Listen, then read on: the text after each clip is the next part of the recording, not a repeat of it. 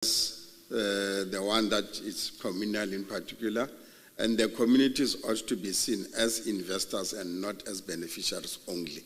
I know you emphasize the issues of beneficiaries, but also see yourselves as investors. And then the plan says that land, when it gets released, at least you are bringing equity and in that investment arrangement. And then land, because without land, there will not be any investment, there will be no development if that land is not released as identified. So you are saying you have money, we have the land. So you bring equity as land and then bring the money to come and develop on that particular land. So there are issues and arrangements that in the meetings we have a modular plan on the release of the 87% at the point when such a decision is there, because 13% alone is not enough to feed the aspirations of these developments.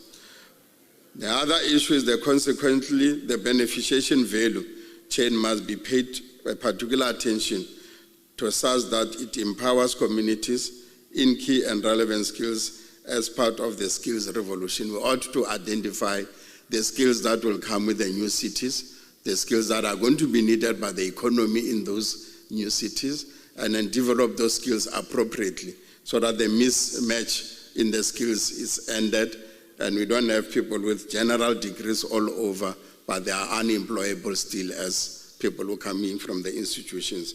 Let's focus also on the TVET education as another instrument that is very key and fundamental, and encourage our children to love agriculture because the land must produce. It's from the land. The things we are wearing, they are from the land.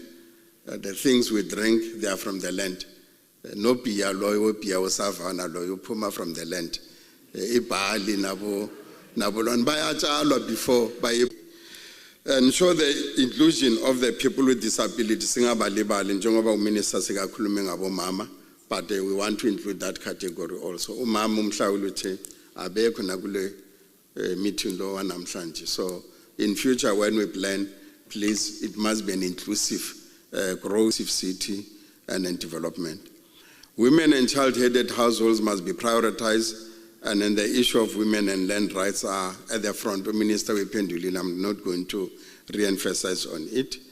There also needs to be developed of the mindset utilizing the asset-based development model, the ABD model as Yagama Mhlauli, so that we could then begin to see how we really enlighten, create awareness, and just general mind shifting of our people from being reliant on grants. Because once baboni grant abasafuna upangela, and then the grant must be seen kodwa nayo uzincede ngokuthi wenze something. So we need to go in there and change the mindset of the people.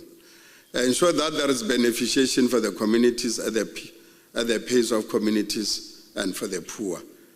And then there will be bricklaying. It's just, but it's for the export market. You then dedicate that, but also you produce and manufacture for your own consumption in the country. I like making this example of Minister Dlamini Zuma around the issue of the goats. In the KZN, the consumption of goats is big. There's a short supply in the market of 4 million goats just for KZN. So as a result, the people go to Northern Cape, they go to Northwest to get goats to supplement the 4 million short supply. You do have goats, but you use the goat more often.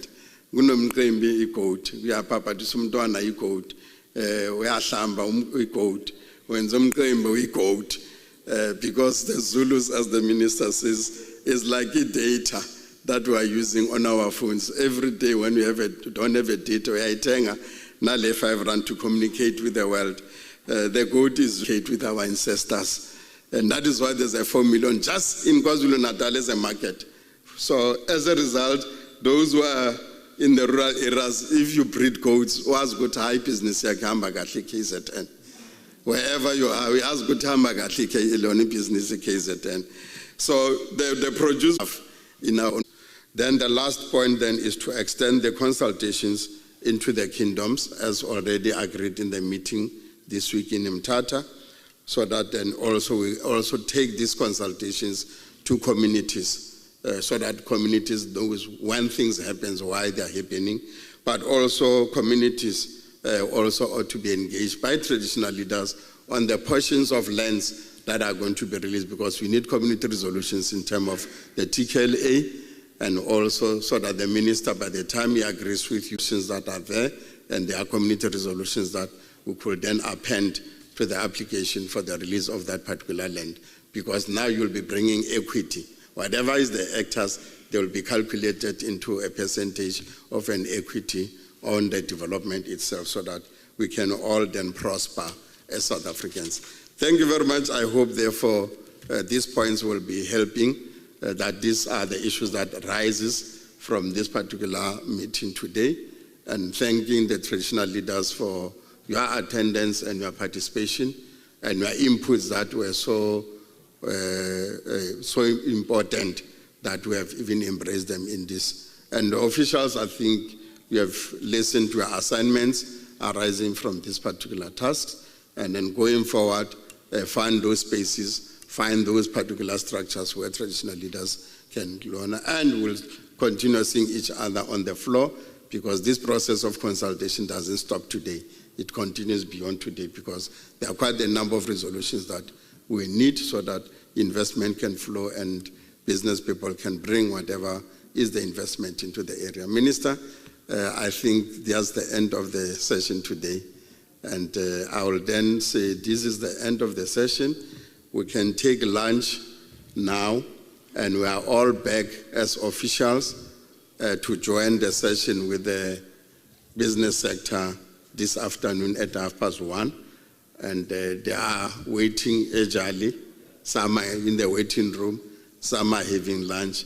Definitely 1:30 we'll all gather here to continue the session. Ngiyabonga enkosi. Ngiyaleboga.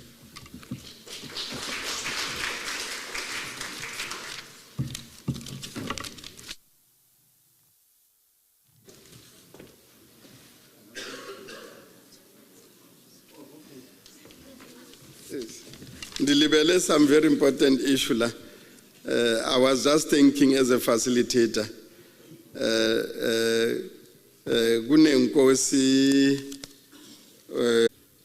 I think it's a good thing that Mphathiswa is hosted here, eMampondweni, in the province of the Eastern Cape. It does give us a sense of hope, because here we are talking about investment. Here we are talking about initiatives that would redress the inequalities and inequities of the past.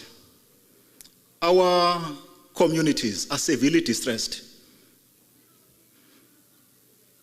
They are in a situation whereby some of them have lost hope. But with this kind of intervention, given the COVID-19, when it came about, the lockdown that has left many of the families in our communities jobless. But with this initiative, there is a sense of relief. It is ours as Amakosi to give support and ensure stability. There is no investment whatsoever that can thrive in an environment or a space that is for development methods in approach, and also as custodians of custom and of our lands. There is a singular approach in terms of spatial planning and land use management in our areas.